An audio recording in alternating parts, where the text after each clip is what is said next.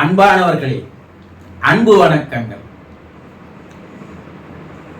பல பேர் தொலைபேசியில் தொடர்பு கொண்டு அவர்களுடைய வேதனைகளை, அவர்களுடைய ஆதங்கங்களை தெரிவித்து வருகிறார்கள். என்ன, எனக்கு அன்பானவராக இருந்த என்னுடைய கணவர் இறந்து விட்டாரே, என்னால் அதை தாங்கிக் கொள்ள முடியவில்லையே. என்னுடைய மனைவி இறந்து விட்டாலே, என்னால் அதை தாங்கிக் கொள்ள முடியவில்லையே. என்னுடைய பெற்றோர் இறந்து விட்டார்களே, அதை என்னால் ஜீரணிக்க முடியவில்லையே. அவர்கள் இறந்ததை என்னால் ஜீரணிக்க முடியவில்லையே. என்னுடைய பிள்ளைகள் இறந்து விட்டார்களே, நான் இப்போது நிர்கதியாய் நிற்கிறேனே. இப்படி பல பேர் உங்களில் தொலைபேசியில் தொடர்பு கொண்டு உங்களுடைய வேதனைகளை, உங்களுடைய கவலைகளை, உங்களுடைய துயரங்களை என்னிடம் தெரிவித்து வருகிறீர்கள். இறந்தவர் அன்பு காட்டியவர், நம் மீது அன்பு காட்டியவர், நம் மீது பாசம் வைத்தவர், நேசத்தோடு நம்மை அரவணைத்தவர், கண்ணின் இமை போல நம்மை பாதுகாத்துக் கொண்டிருந்தவர்கள், அவர்கள்தான் எல்லாம் என்று இருந்தவர்கள் திடீரென்று இறந்து விட்டால் அதை யாரால் தான் ஏற்றுக்கொள்ள முடியும்? யாராலும் ஏற்றுக்கொள்ள முடியாது. அந்த இறப்பை தாங்கிக் கொள்ளவே முடியாது. இடியே தலைமையில் விழுந்தது போல ஒரு நிகழ்வு அல்லவா அது? ஒரு நிகழ்ச்சி அல்லவா?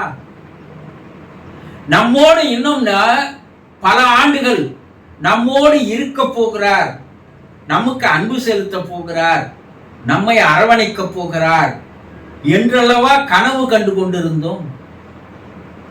அந்த கனவு பகல் கனவா போயிடுச்சே. எதிர்பார்க்கவே இல்லையே, கனவுல கூட எதிர்பார்க்கல அவர் இறந்து போயிடுவார்னு.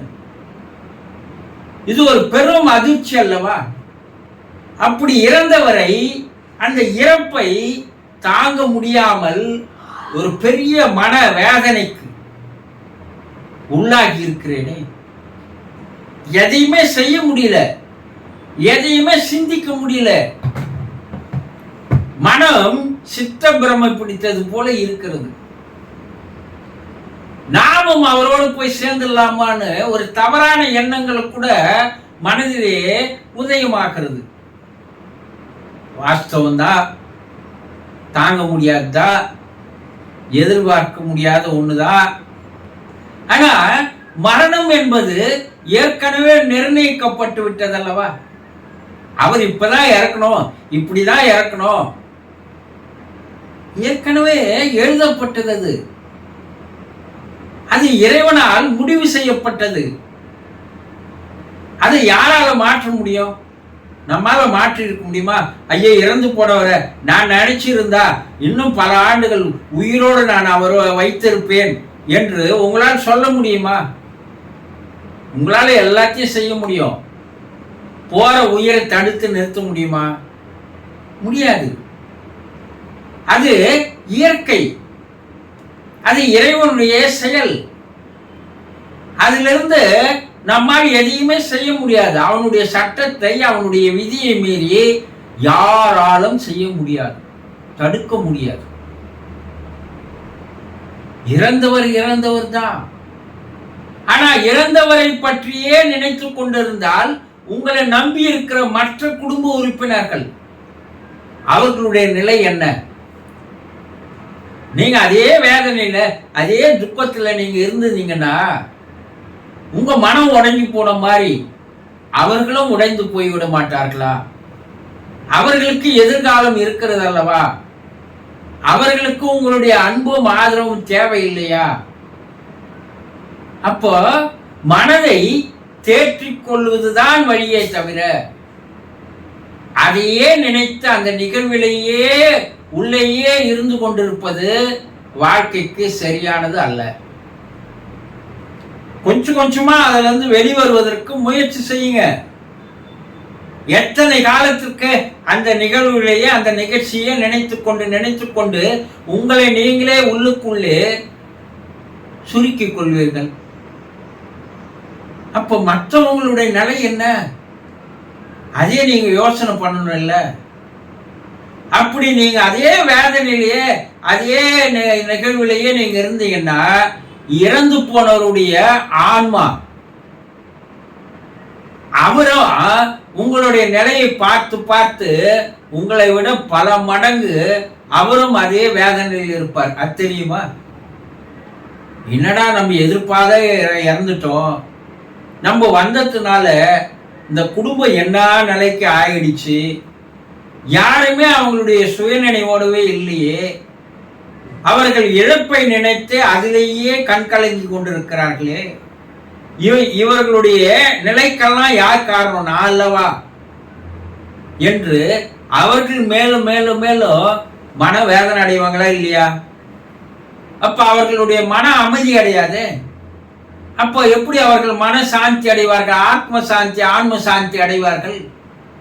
இந்த ஆன்ம சாந்தி அடைவதற்கு தானே இறந்த பிற்பாடு பல காரியங்களை சடங்குகளை நீங்க செய்யறீங்க. ஒரு பக்கம் உங்க மனசை இது போல வச்சுட்டு ஒரு பக்கம் நீங்க அந்த சடங்குகளை செய்தீங்கன்னா ஏதாவது பலன் இருக்குமா? கொஞ்சம் யோசனை பண்ணி பாருங்க. எந்த பலனும் கிடையாது. அவர்களை இறந்த பின்பும் கூட அவர்கள் மன அமைதி அடையாமல் நீங்கள் அவர்களை அலைக்கழிக்கிறீர்கள் என்பதை தெரிஞ்சு கொள்ளுங்க. அப்ப இறந்தவருடைய இறப்பு எதிர்பார்க்காத ஒன்றுதான், அதை நம்மால ஏற்றுக்க முடியாதுதான், அதை சமாளிக்க தான் முடியாது. இருந்தாலும் அந்த ஒரு நிகழ்விலிருந்து வெளிவர வேண்டிய நிலை உங்களுக்கு இருக்கிறது என்பதை முதலில் தெரிந்து கொள்ளுங்கள். அவருக்காக நீங்க வாழ்ந்தீங்க, அவர் உங்களுக்காக வாழ்ந்தாரு, இப்ப அவர் மேல போயிட்டாரு. ஆனா இப்போ அவர் உங்களுக்காக தான் வாழ்ந்துன்னு இருக்காரு. அதை முதல்ல தெரிஞ்சுக்குங்க. அதே நேரத்துல நீங்க உங்களுடைய மற்ற குடும்ப உறுப்பினர்களுக்காக, குழந்தைகளுக்காக, சகோதர சகோதரிகளுக்காக, பெற்றவர்களுக்காக, பிள்ளைகளுக்காக, யாரோ உங்களை நம்பி இப்ப இருக்காங்க இல்லையா, அவர்களுக்காக நீங்கள் வாழ்ந்து ஆக வேண்டும். அப்போ அதை நீங்கள் படிப்படியாக அந்த நிகழ்விலிருந்து வெளிவந்து மற்றவர்களுக்காக வாழ்வதற்கு நீங்கள் தயாராகிவிட வேண்டும். மேலே இருப்பவருக்காக நீங்கள் வாழ வேண்டும் என்பதை முதலில் தெளிவாக தெரிஞ்சுக்கோங்க. அதை விட்டுட்டு அதிலேயே இருந்தீங்கன்னா நீங்களும் நல்லா இருக்க போறதில்ல, உங்க குடும்ப உறுப்பினர்களும் நல்லா இருக்க போறதில்ல, இறந்து போன அவரும் நல்லா இருக்க போறதில்ல.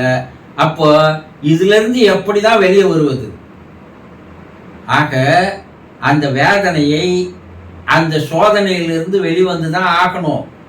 அந்த இறப்பை நீங்க தாங்கி கொண்டுதான் ஆகணும்.